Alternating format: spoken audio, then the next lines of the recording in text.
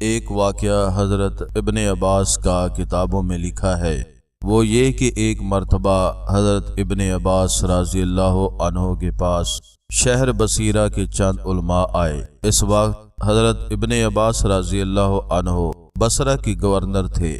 انہوں نے کہا کہ ہمارے پڑوس میں ایک صاحب رہتے ہیں جو صوام و قوام یعنی دن بھر روزہ رکھنے والے اور رات بھر نماز پڑھنے والے، عابد و زاہد اور اللہ کے والے ہیں۔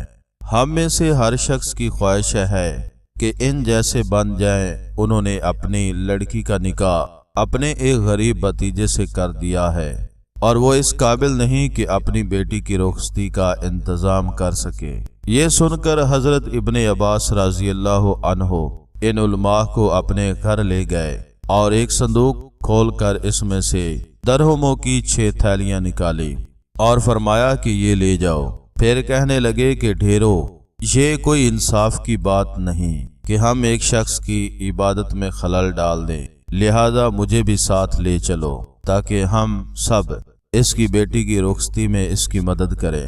دنیا اتنی قابل قدر نہیں کہ مومن کی عبادت میں اس سے خلل ڈالا جائے، اور ہم اتنے بڑے نہیں کہ اولیاء اللہ کی خدمت نہ کریں۔ ایک بات یہاں اور جان لیں کہ اظہار سخاوت کا اعلیٰ درجہ ہے، اور اظہار کہتے ہیں خود پر۔ دوسروں کو ترجیح دینا خود کو بھوک لگی ہے مگر خود نہیں کھاتا، دوسروں کو کھلاتا ہے، خود پیاسا ہے مگر دوسروں کو پلاتا ہے۔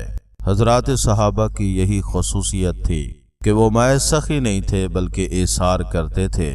اس لیے قرآن نے اس کی تعریف میں فرمایا، وہ حضرات اپنے اوپر دوسروں کو ترجیح دیتے ہیں اگرچہ خود ان کو تنگی ہو، یعنی خود کو بھوک پیاس وغیرہ کی پریشانی ہے، مگر اس کے باوجود وہ حضرات دوسروں کو دیتے ہیں اور خود صبر کرتے ہیں۔ حدیث و تفاسیر کی کتابوں میں یہ ایک واقعہ لکھا ہے کہ ایک شخص رسول اللہ صلی اللہ علیہ وآلہ وسلم کے پاس آئے اور انہوں نے عرض کیا کہ یا رسول اللہ، مجھے سخت فاقہ لگا ہے۔ آپ نے اپنی عورتوں سے معلوم کیا کہ کوئی چیز تم لوگوں کے پاس ہے، لیکن کسی جگہ بھی کوئی کھانے کی چیز نہیں تھی۔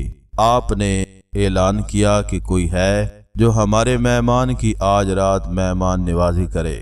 حضرت ابو طلحہ انصاری رضی اللہ عنہ کھڑے ہوئے، انہوں نے کہا کہ میں ان کی مہمان نوازی کروں گا۔ پھر ان کو اپنے گھر لے گئے اور اپنی بیوی سے کہا کہ مہمان رسول کی خاطرداری میں کوئی کسر نہ چھوڑنا۔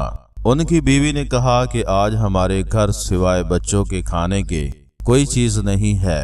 انہوں نے کہا کہ بچوں کو بہلا پھسلا کر سلا دو، اور ہم بھی آج اللہ کے نبی کے مہمان کی خاطر بھوکے رہ جائیں گے، اور جو کھانا ہے اس کو لے آؤ، اور جب ہم کھانے بیٹھیں تو کسی بہانے سے چراغ بجھا دو تاکہ مہمان سمجھے کہ ہم بھی ان کے ساتھ کھا رہے ہیں۔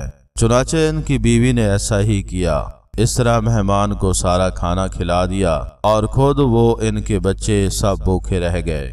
جب صبح ہوئی تو یہ حضرات رسول اللہ صلی اللہ علیہ وسلم کی خدمت میں گئے تو آپ نے فرمایا کہ فلاں مرد و فلاں عورت سے اللہ نے تعجب کیا ہے اور ان کے بارے میں آیت نازل فرمائی ہے، وہ حضرات اپنے پر دوسروں کو ترجیح دیتے ہیں اگرچہ خود کو تنگی ہو۔